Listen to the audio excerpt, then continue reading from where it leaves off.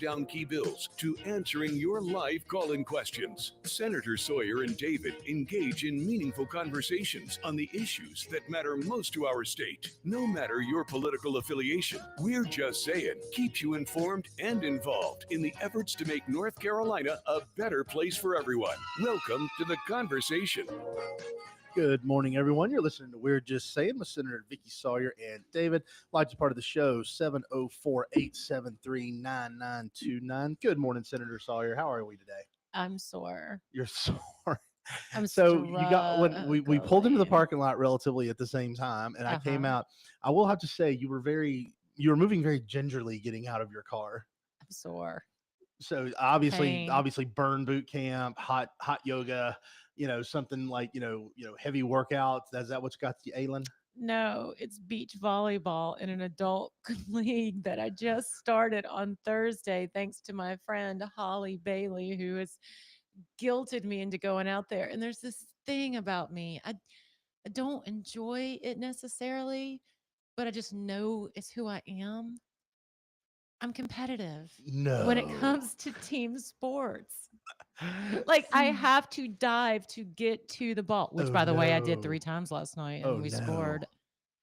And I do enjoy, you know, putting it all out there on the sand. Leaving it all out there, huh? One thing I did not enjoy though, so in my brain, I've played volleyball recreationally on and off and stuff, and I've played sports my whole entire life, and I actually love, I genuinely love the camaraderie of a team sport, which is the reason why I love being in the Senate, Mhm. especially with your team folks and stuff. But so last night I went and somebody bumped us at the ball, and I went to go jump to do a spike.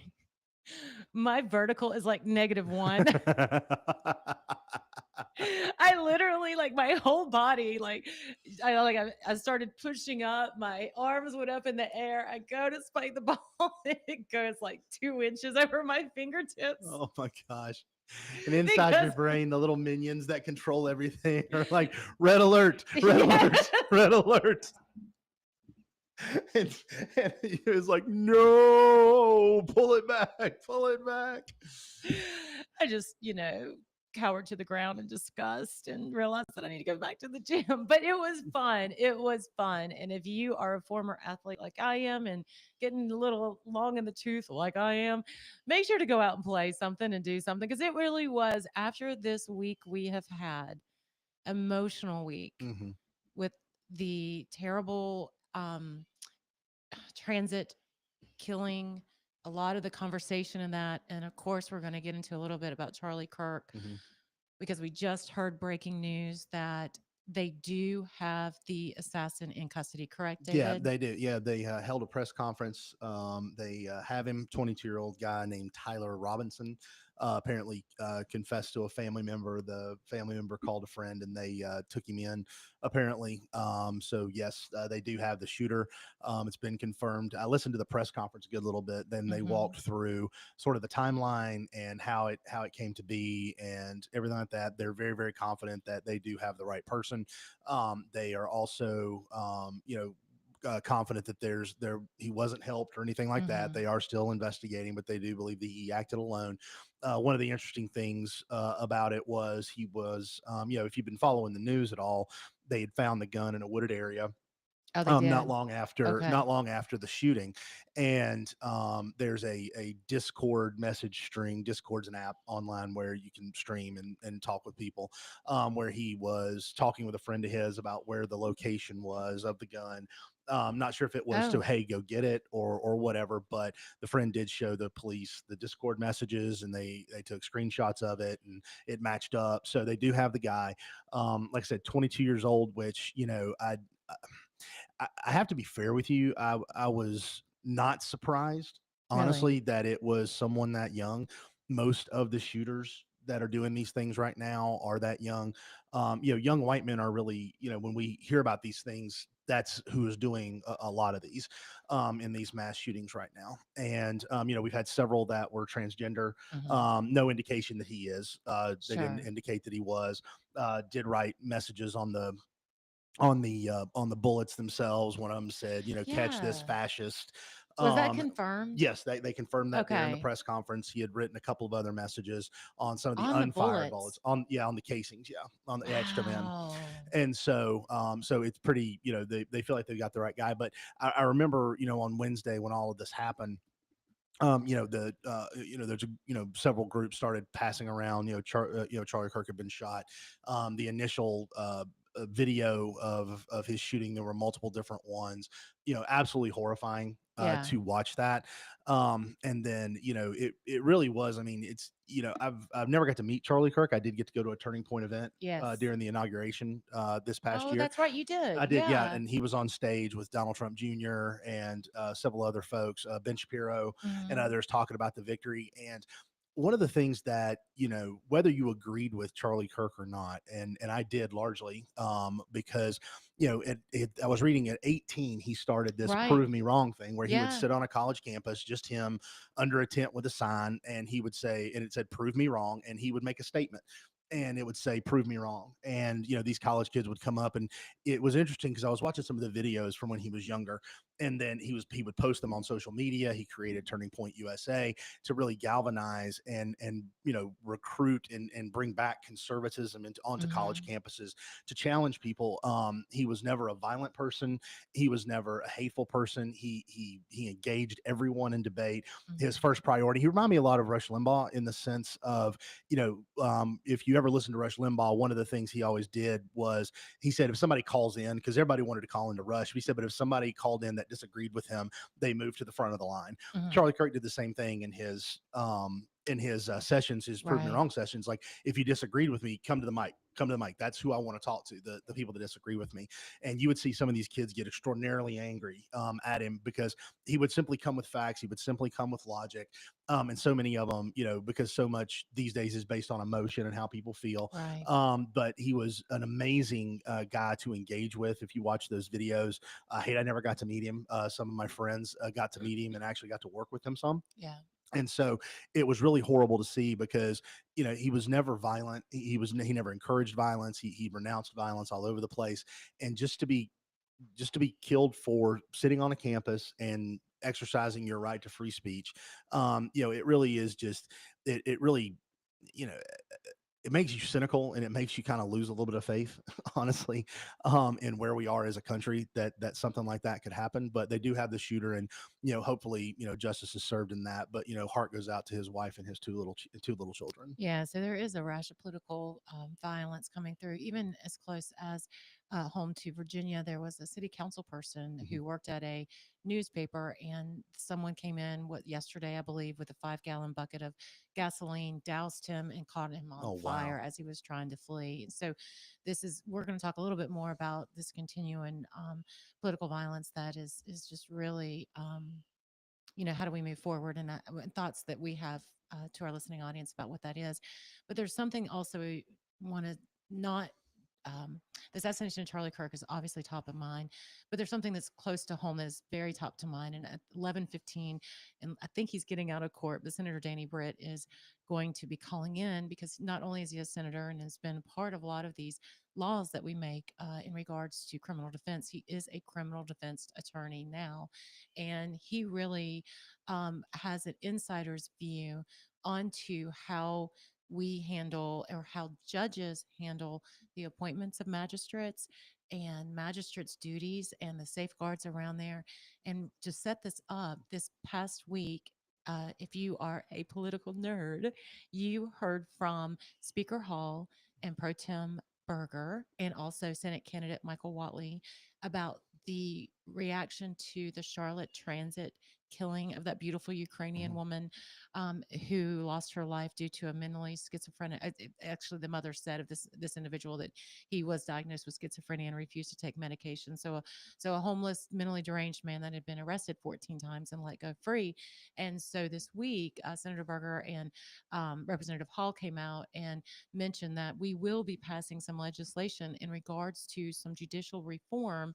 And I really told Danny, I was like, when it comes to this judicial stuff, my girl brain hurts sometimes when like I just don't, because it's so intricate when you're Mhm. talking about the appointment of magistrates and what their duties are. And I I guess I knew this, but magistrates don't have to be a lawyer No, they have to. They don't. They're not in required to North have any law. Carolina. Well, in our well, for example, in Iredell County, I don't know what the requirements are in other counties. In Iredell County, which I would say is probably similar to most counties, there is no formal legal training required. The minimum qualifications are a high school diploma and 8 years work experience, Hmm. and then it goes to college and I think 4 years work experience, and then from there, a certain amount of work experience after that, but they are individuals with no formal training. They are appointed by the senior superior court judge Right. to be a magistrate. In our area, that's Judge Joe Crosswhite.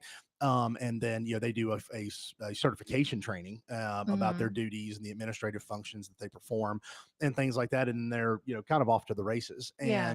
And they do a lot of different things when it comes to involuntary commitments, signing warrants, and things like that. Then when the Hmm. police bring them, reviewing those, setting bail is one of their items. Really. Yeah, and so there's a lot of stuff there that is Hmm. largely administrative, I think, which is I mean, judges can only do so much. There's only so many judges, Right. and so these magistrates are there to kind of backfill on the more administrative side, and they have training, but there is no formal legal training requirement, at least in Iredell County, and I would wager probably in most places around the state that it's not a requirement to be a magistrate. So now this is unconfirmed. Like for me, I have not like researched out, but I did see reports that the magistrate who was responsible for releasing this recidivist criminal, schizophrenic criminal for the 14th time in Charlotte before he killed this beautiful young woman. Um, she also runs a rehabilitation center or something like that. So she has connections to rehabilitation. Something So like so that. she, Yeah. you I'm know, not positive, but I did read that she had that there was a either a friend or a family member ran a rehab center, yeah. and she had some connection to that. But Surely that's listed on her statement of economic interest, or I'm I wonder sure if it they have is. to, yeah, some kind of like, or not economic, yeah, economic interest, or, because as a state legislator, we have to, identify any kind of ways we make income. And so that we could, so folks could look back and see if we made a decision based on, like Right. an income thing. So I was curious about that, but, yeah, so we have these Mecklenburg County folks who are appointed and are letting these people out. And interesting enough, the Charlotte Fraternal Order of Police, they've interviewed me every time I'm up for reelection, and thankfully I've gotten their endorsement. But they said, look, we're doing our job. We are arresting these criminals. And it is these magistrates and activist judges that are releasing these criminals back into society. So, at some point we can only keep this rabbit wheel, when, this hamster wheel turning so many times because we're doing our jobs and you guys are just absolutely letting them back out. Yeah, and I think that the challenge comes in when there are guidelines for decisions, but Mhm. it's left largely up to the magistrate, left largely up to the judge, Mhm. and what they do. And anytime that you have that much flexibility and that much leeway in the performing of your duties, it is inevitably your Yeah, personal biases are inevitably going to filter into it. There's just sure. simply no way around it. I don't say that as a criticism, it's just a fact of life. That's just Mhm. how it is. And so and personal worldviews filter into that as well. But 14 times Yeah. this guy was released, multiple violent offenses, Mhm. and it should have been committed at some point, should have been taken off the streets, should have been in jail, and this constant letting people, and I can understand the frustration of the police to come in and say, oh my gosh, you again. Right. Mhm. It's like, didn't we Mhm. just get you off the streets? But the transit component to this is something that I think is new to Charlotte.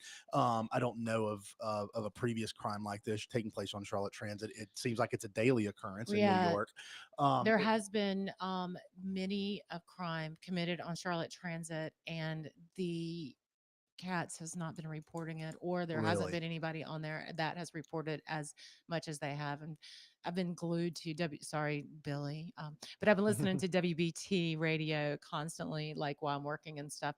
And yeah, so it is coming through. But thankfully, just we're reading now that yes, that Teresa Stokes, who's the magistrate who released the murder suspect, does have connections to recovery services, Pinnacle Recovery Services.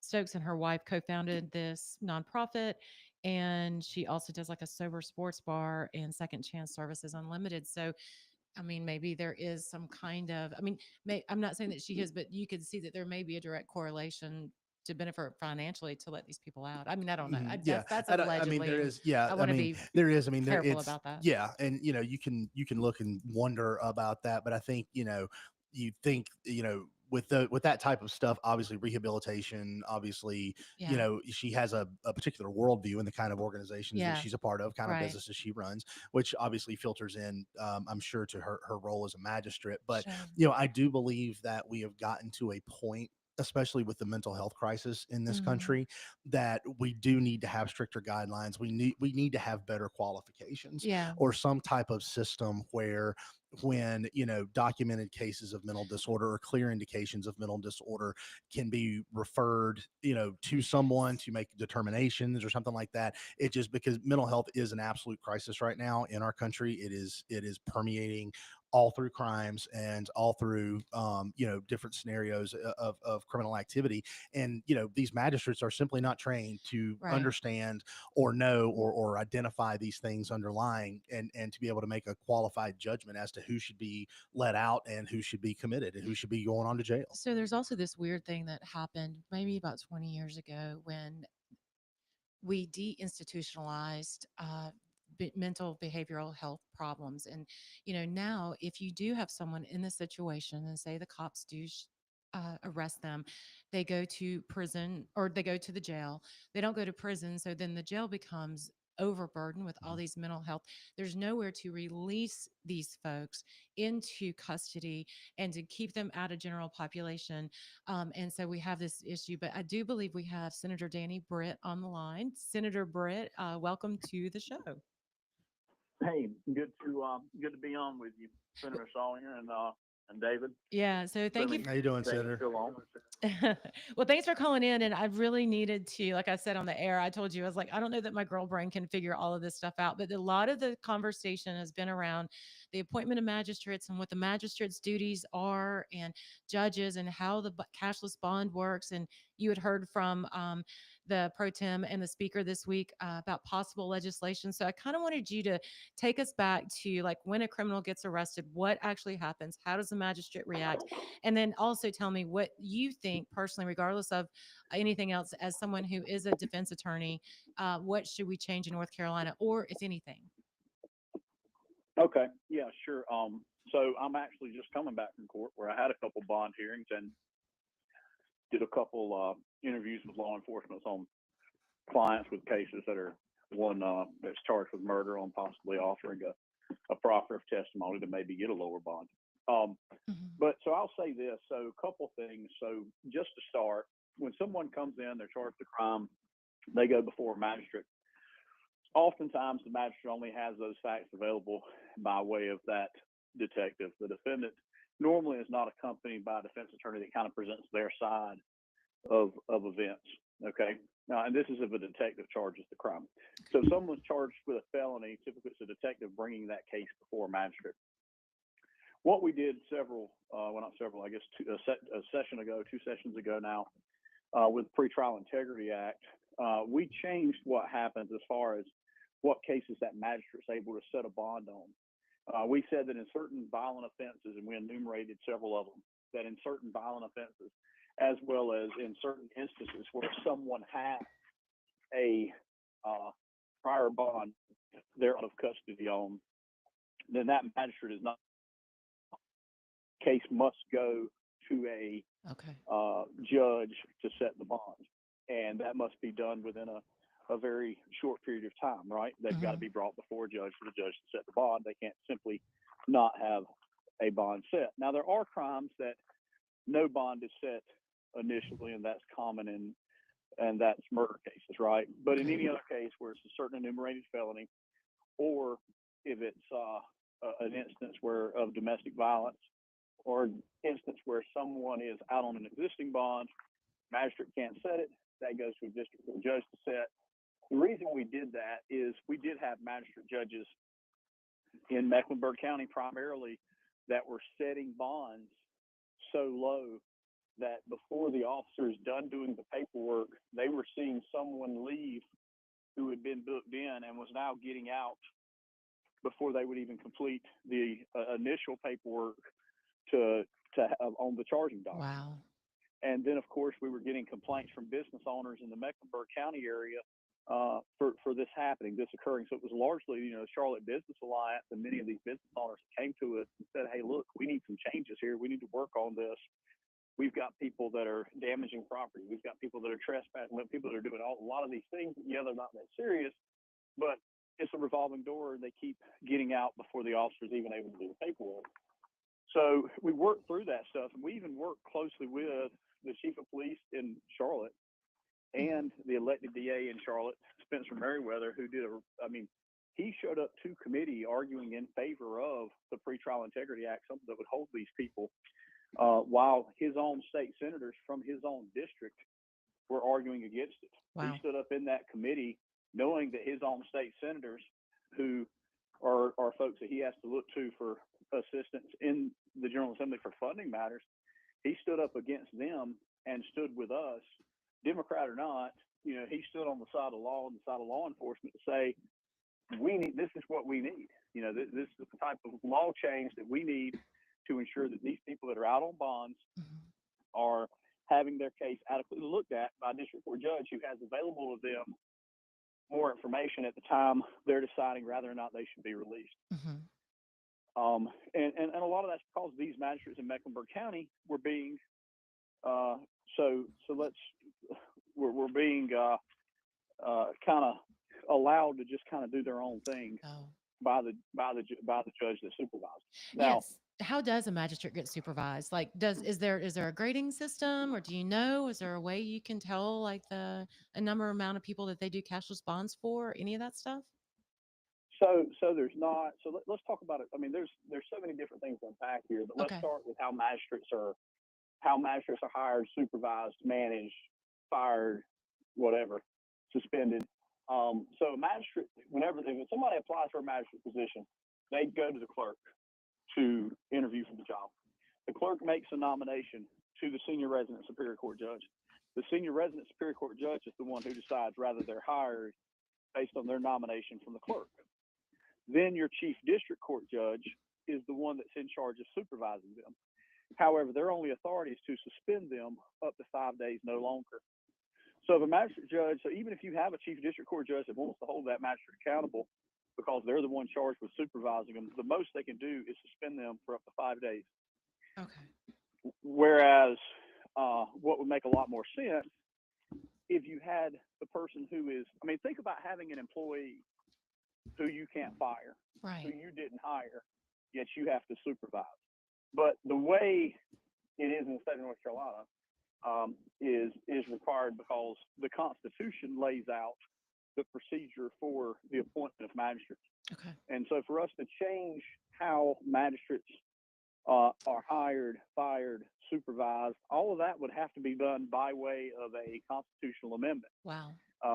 About 4 years ago, I looked at changing the process because I'd received complaints from Chief District Court Judge Association that essentially they were of the opinion of, hey, we don't mind supervising them, but if we're going to supervise them, doesn't it make sense that we're the ones that hire them, we're the ones that fire them?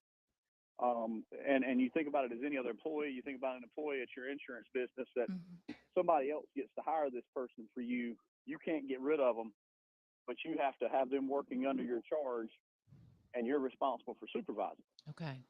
And So Senator Brent, how is a magistrate fired?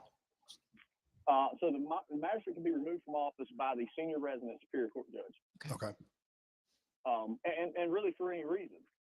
The problem is that senior resident superior court judge is not the one that's directly supervising. Right. So oftentimes they don't know what the problems are with this magistrate. So it makes it, so the Chief District Court Judge Association, their position was, hey, we don't care who has the authority to remove them, to fire them, to hire them. But if we're going to be supervising them, we think we should have that.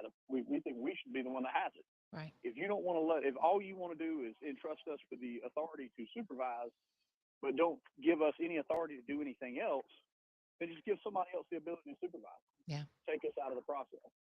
And so we kind of got stuck on it for a bit there, partly because the Clerks Association was in opposition of losing that ability of being able to nominate those magistrates.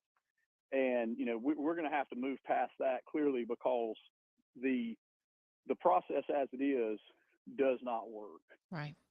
These magistrates that are not doing what we want them to do and what we believe they should do we need to be able to have an easier way to remove them, and that needs to belong to that person who supervises them, I believe, because they're the ones that's entrusted with making sure they are doing what they're supposed to from a day to day. So, Senator Brent, how is it, once a magistrate's appointed, how are they trained? I was reading through, I know there's a certification process that they have to go through, but what does that training entail, right? Because there's no formal legal requirement or qualifications for magistrates. What is in the nature of that certification? It is a very short period of training. I can't remember exactly right offhand what it is, but it's a very short period of training. You don't have to have any particular degree necessarily. You used to not have to have a degree. You used to be able to have so many years of law enforcement that would substitute for a degree. There are some magistrates that are lawyers, but you get such a small pay bump for being a lawyer that it's often not worth it for someone that's a lawyer or has a law degree to go do it. Magistrates, and this is another issue. We want to talk about training and having well-trained magistrates. Well, we've got to be able to pay people if we want them to have a high education to do the job, right? If we want them to go to a lot more training, we've got to be able to pay them. And magistrate salaries have not been raised in decades. And magistrates, they're on a step pay system, but they cap out real early in that pay system. And it takes I think 17 years to get to the top of that system, of that step system, but then they're capped after that. So anybody after that point, they're not getting any raises. I had somebody recently that's a magistrate that came to me about pay raises, said they've actually taken a pay cut from leaving law enforcement to go to be a magistrate. They're considering going back to law enforcement. I had someone that was a court reporter that took a pay cut to be a magistrate.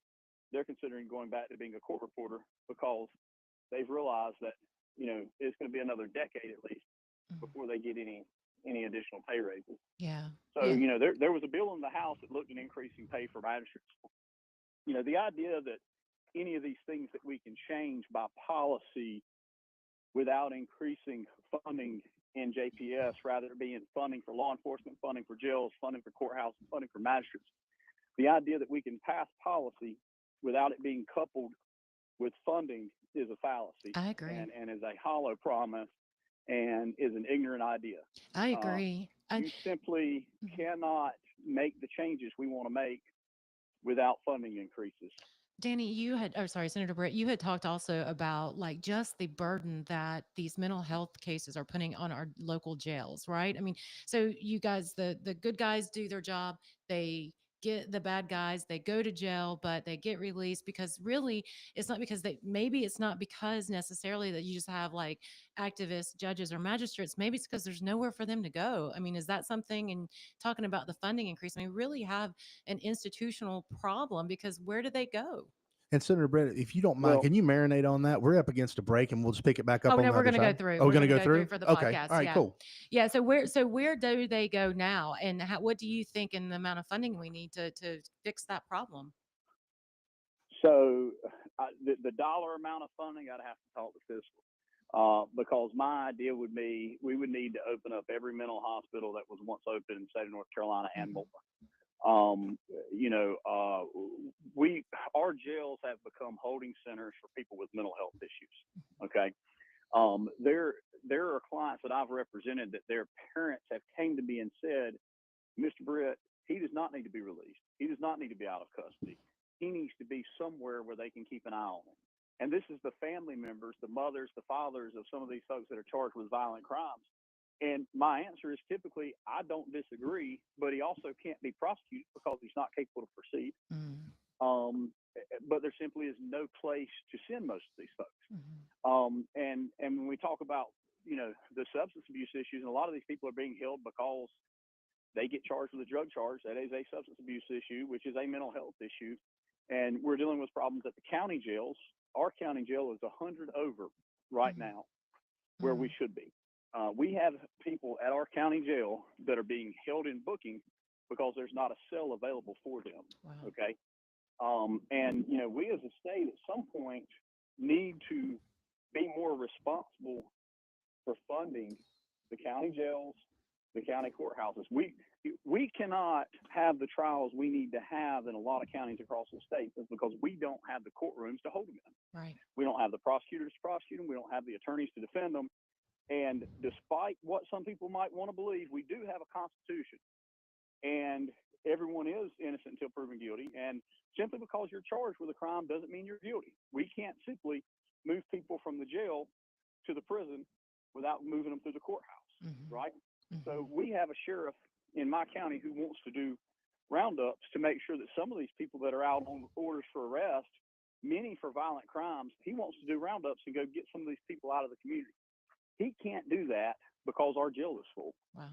He can't do that because we have nowhere to put these people. So when we're looking at the issue of pretrial release and what we hold people for and how long we hold people, and we start talking about the idea of cashless bond versus other ways to hold people until their trial,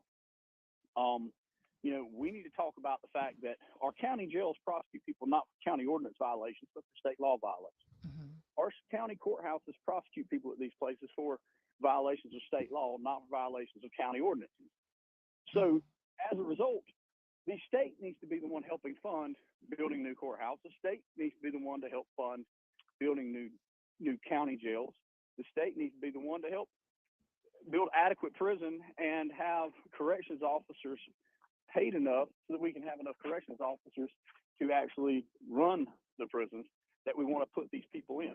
Yeah, I agree with you. I think we and yeah, I want to circle back. You started to mention cashless bond earlier, a little bit of cashless bail. Yeah. So one misconception I think among a lot of people, and simply put, is that you can have a cash bond, you can have a secured bond. So let me just run over the different type of bonds. Please do. We'll just cover this area real fast. Yeah, do it. Okay, so North Carolina is not a cashless bond state. Okay, some people are under the impression or misconception that if it is a bond that is not a cash bond, it is a cashless bond. Well, that's not the case.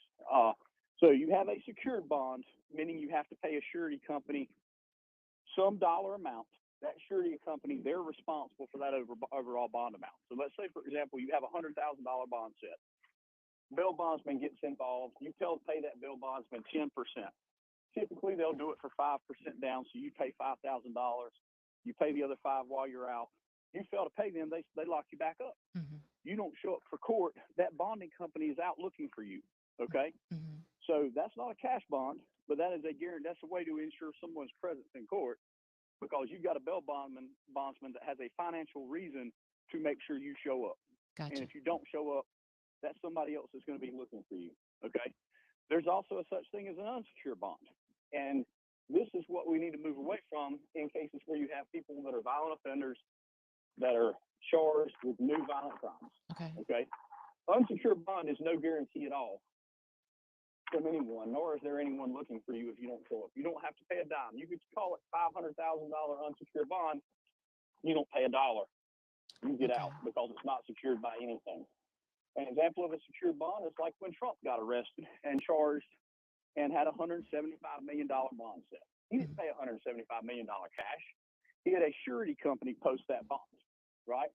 But some folks would think that since it doesn't have cash next to it, then that's a cashless bond. Okay. The other thing is a lot of folks are released based on written promises to appear. Now, that's essentially, you get a summons, not a warrant, is typically the case that's given in. And it's also typically given in circumstances where you have a private citizen-initiated warrant. And it's basically you sign something promising to show up. Now, if you've got someone who doesn't have an extensive record, if you've got someone that's got one of these private-initiated warrants, those are typically the situations where you're going to have a written promise to appear. And just remember, too, these private and citizen-initiated warrants where you go take out a warrant on someone for communicating a threat, for harassing phone calls, for cyber stalking, for assault. 85% of these cases are dismissed because the victims fail to show. Okay. Really? So in those circumstances, those are certainly circumstances that I don't believe would merit a secured bond. Mhm. Okay.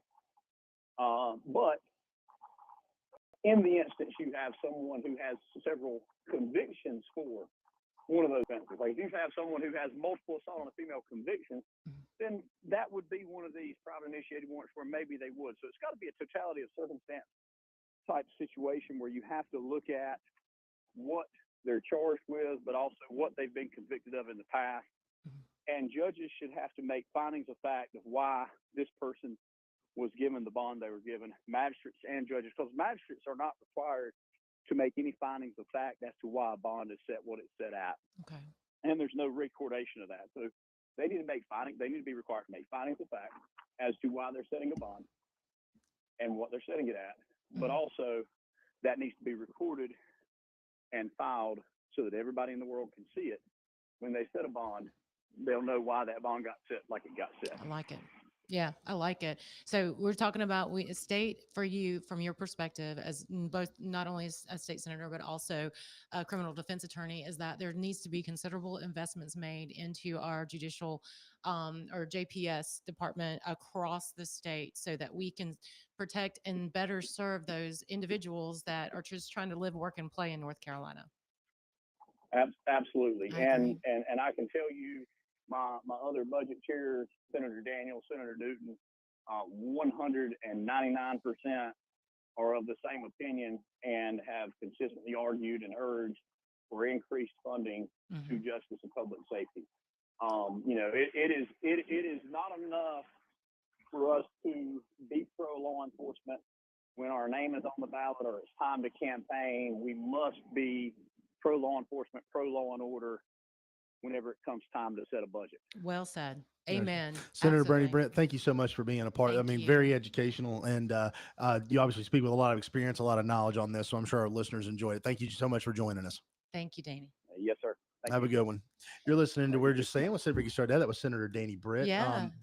I'm like you were nerding out over there. You were just in Yeah. your happy place, Yes. nerding out with all of that Well, it's information. nice to hear from someone with boots on the literally boots on the ground and going through. And remember, Senator Britt is from a very active county in the Robeson County is very very active with a lot of things going on with and so he is there every day in and out having people go through the system. And I really appreciate what he said. I do feel like he said was perfectly what he said. It's okay for us to back the blue, but when it comes to budget time, not we need Mhm. to also back the blue during those conversations. I absolutely agree. One of the main tenets of what we are elected for and as a government is so that we can actually do this justice um, and serve justice and give them the tools they need to move forward. But yet, I think JPS is like, and forgive me if I'm wrong, this is maybe old information. I think it's only like 12% of our state budget. Really? Yeah, I remember going through because we were looking at, how much money is spent by percentage wise on from Raleigh on state services, and I think 51% of that is education. The next like 30 some percent of that around about there is Department of Health and Human Services, and then everything is left over, right? That's like transportation and judicial. But the two things that people are probably really more excited about than anything is roadways and also judicial process, especially in the light of all this stuff going on in Charlotte Transit. And now we have political assassinations happening left and right, and we don't really have the tools perhaps to maybe help with folks being protected from assassins. Yeah. Well, I think it's definitely an issue, obviously, that Senator Britt has done a lot of focus on. Hopefully, there's a solution out there. I would be interested to see, from a funding standpoint. I know we shut down mental hospitals and stuff like that, so our jails have become de facto. Yeah. There's private mental institutions I that think are we need to go externally back to institutions. I really do. I- The Deus or Dorothea Dix.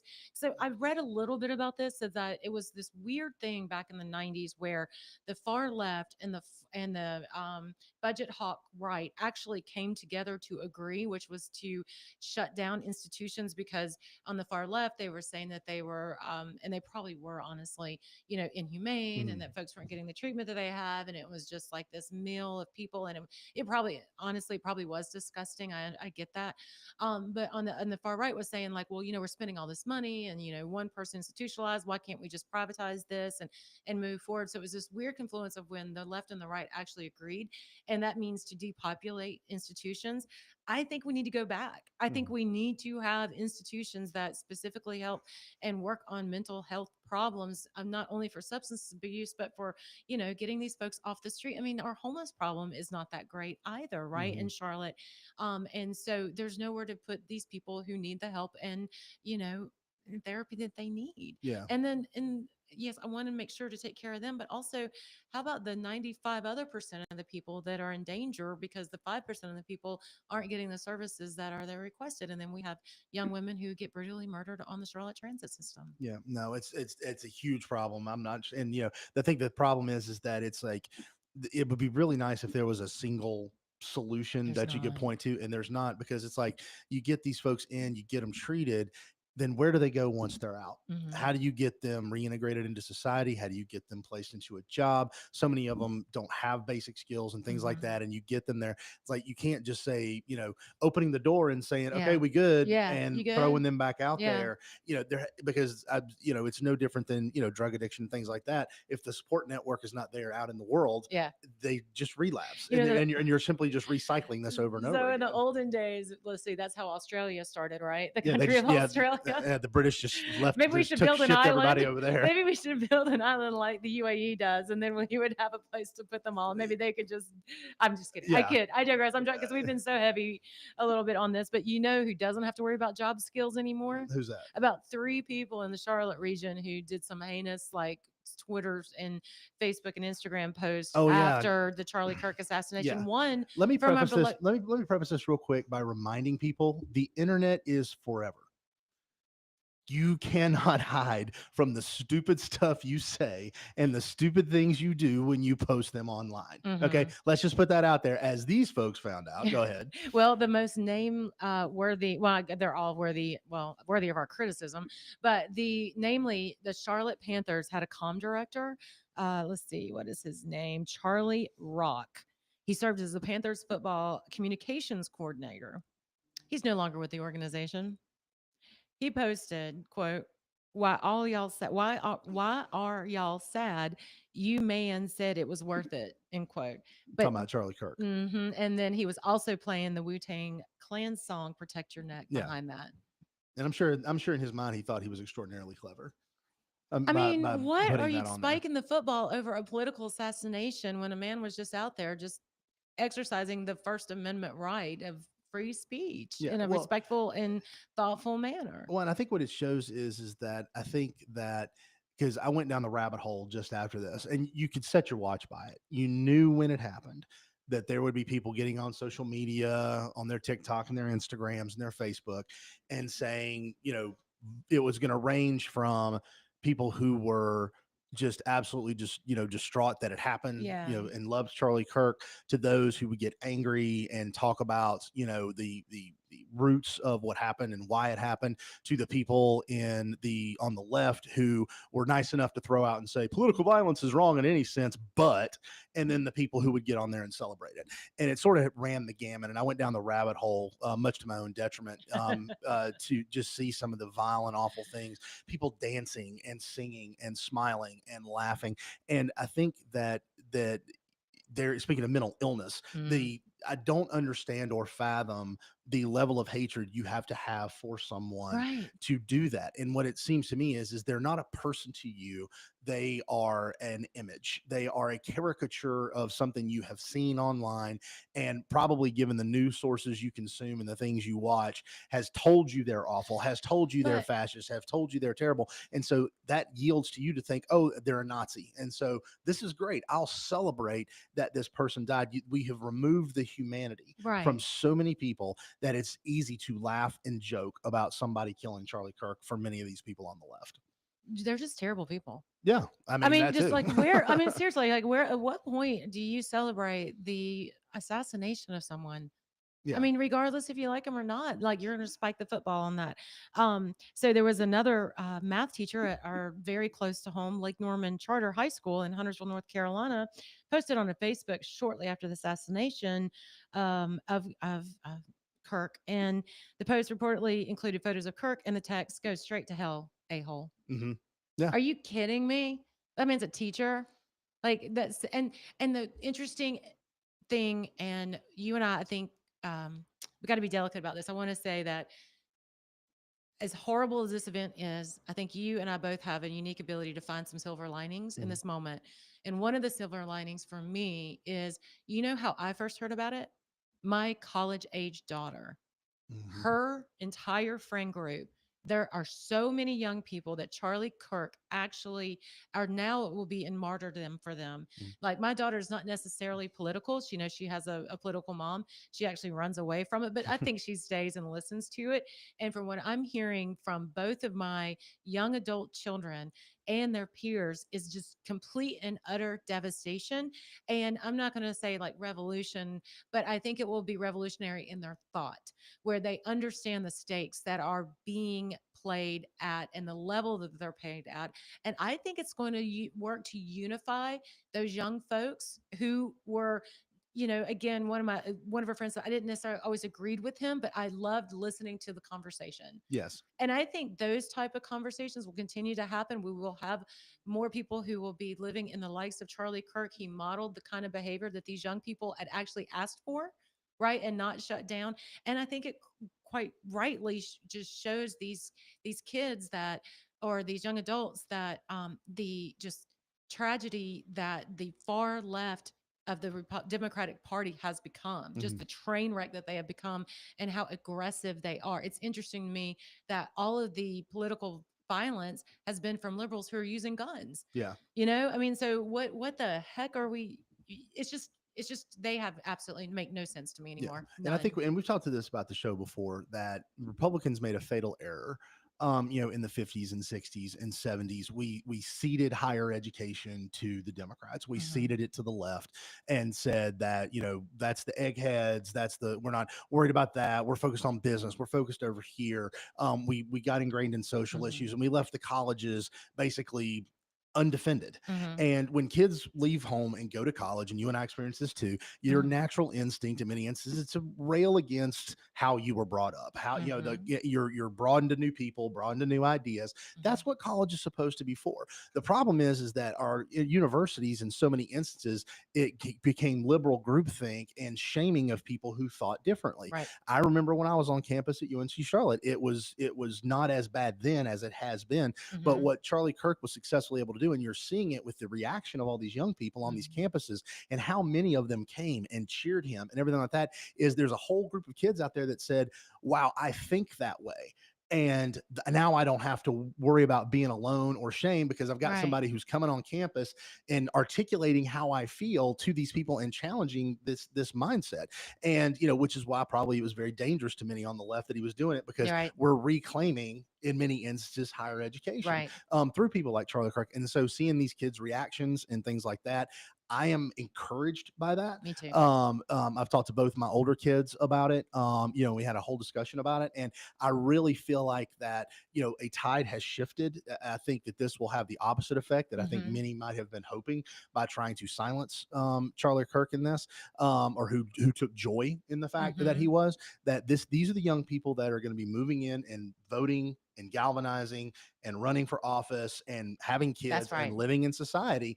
And we're seeing now that our institutions of higher learning are no longer just bastions of liberal thought, Right. and can go unchallenged. These kids are empowered now to challenge it. And to speak to our own very generation, because a lot of these really, really left wing folks are Gen Xers who we have as a generation kind of just quietly let them kind of control that narrative, and I mean, honestly, we were just busy, running our lives and doing things, but while we let these very, very progressive college educated liberals like control the narrative. I mean, they did that under our watch, Mhm. our generational watch.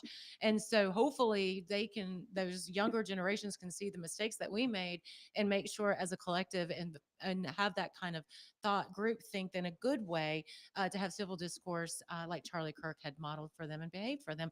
And, and maybe this is a wake up call for our Gen X folks too, that we should not stand down and we really do need to continue to talk and be pushed back on this craziness, like this just bonker crazy stuff that we've allowed to happen underneath our watch. Yeah, no, 100%. And I think, we're going to hear more about this in the Yeah. coming days. And obviously, this is going to be a debate for the next little bit. This is far more than just a news cycle, Right. given everything. But it's going to be interesting for me to see. Last week, just a couple of housekeeping items. Yeah. Last week, we brought up the political comeback of Madison Cawthorn. Oh God. It appears as though that has stalled out potentially before it even happened. And this is what's so funny is we talked about this. Yeah. He appeared in the news multiple times down in Florida. For those who don't know, he was trying to make a political. He was up on Capitol Hill gauging a run for Byron Donaldson's seat down in Florida. And we were talking about the fact that the mug has been pulled over so many times in Florida for speeding and reckless driving. Last week, he's on Capitol Hill trying to make the comeback. And this week, pulled over for speeding and reckless driving again. So the political comeback appears to potentially maybe have stalled out before it really got started. I think it was for failure to appear from one of his prior. Oh, was that what it was? So okay. he got. I just remember seeing the picture of him on the side of the road with a cop. Yeah, I didn't read the full story. So okay, yes. great.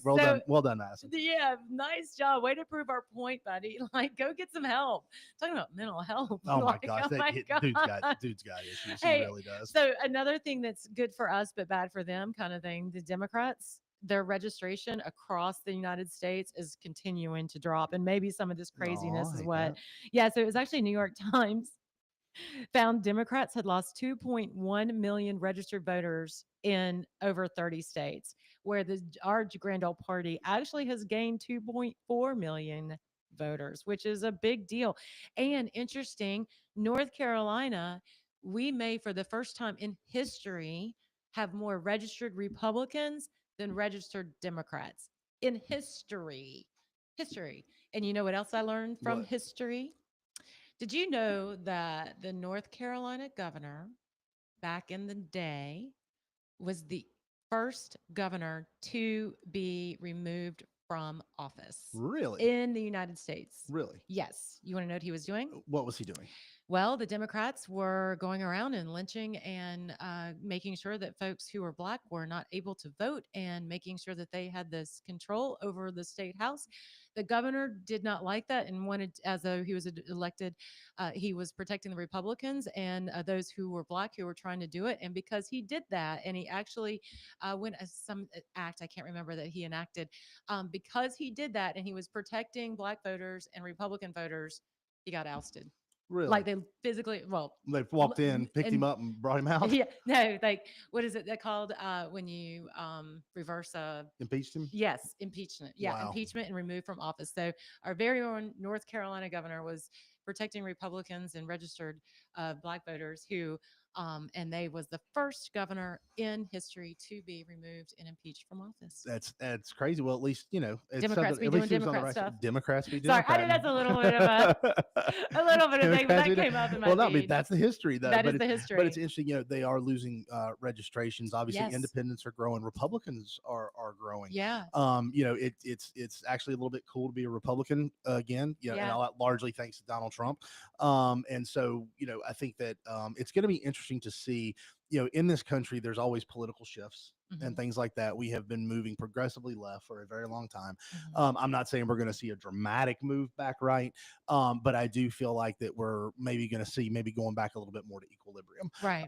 Because I think that social media and the availability of partisanship and things like that have corroded so many minds and really in the body politic. And when it's now better, when you've got like Jasmine Crockett, who's she wants to be a brand, not an elected official. Yeah, she wants to be on TikTok. She wants Correct. clicks. She wants notoriety. She doesn't want to serve people. No. She just wants to be a celebrity. And hopefully that we are moving back to a point where we're actually looking at the quality of people that we elect into Amen. office and the quality of people who want to get into public service. Yes. And hopefully, and like, again, it goes back to these kids that are coming out of college and, Yeah. and things like that. Hopefully a lot of their minds have been changed, and, we can do that and maybe get back to a point where we can have genuine public servants. There's always going to be partisanship. That's never going away. Right. But at the same time, maybe we can get away from, clickbait politicians and get back to more politicians who actually want to serve the public. I know. I do. That's one of the main reasons why I'm so upset that you didn't win the Powerball last week, because I was going to run all You the know- C4s and C3s and recruit candidates. I'm really disappointed. So it was my own fault. I was down in South Carolina, Uh-huh. and I could not go on my North Carolina lottery app because I was in South Carolina. Oh, yeah. And I could not buy my Powerball tickets, and that is why someone else won. Had I been buying my tickets, I feel like it would have been me. So I will long look back on this weekend's Powerball drawing as the moment I kept myself from being a Yeah, billionaire. that's the reason why George Soros is still able to recruit Exactly. candidates. Well, I mean, I could win the next one. Mega Millions is know. getting up there. Well, I will say I logged on to my handy dandy DraftKings app in preparation for this, because we that's didn't- right. My Niners let me down. Yes, they did. I am now below $100. I have $98.47. Oh, I got to come back. you This can week rebound. is- I feel like you can rebound. I think I can rebound this weekend. I think you can rebound. Okay, well, I think I'm going to try. I think I'm going to try to continue to vote to. I keep saying that, to bet on like smaller schools like ECU, like my Okay. daughter's school, and Coastal Carolina, and I think I'm going to kind of keep it that way because it gets very confusing at the top. I think. Yeah, well, a lot of parity at the top, Yeah. very difficult and everything like that. But I mean, I think that the Niners maybe have a reasonable chance this weekend. I don't know. Really? I haven't looked at the Is lines. this our bet trip? Well, yeah. I mean, let's look. Real we quick. only let's got just- a minute. we got 1 You minute. gotta tell me Let's what to see bet on and see what we can let me do. see what let me see what the good old The Niners are gonna apps do. Niners are good, or whether or not they're favored this weekend or not. don't It's going to be know. interesting to see. Let's see here. It was disgusting. That game was terrible. Well, I mean, yeah, it was.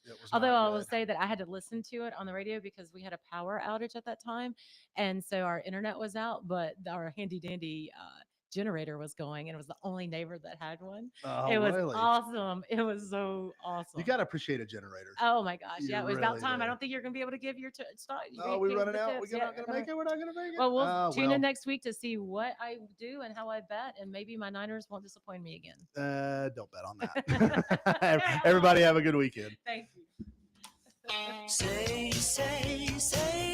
what you want. Thank you for tuning in to We're Just Saying with Senator Vickie Sawyer and co-host David Coble. We appreciate your time and input as we discuss the issues shaping North Carolina. Stay informed, stay engaged, and we look forward to having you join us again next week for more updates and insightful conversations. Take care and keep participating in the conversation.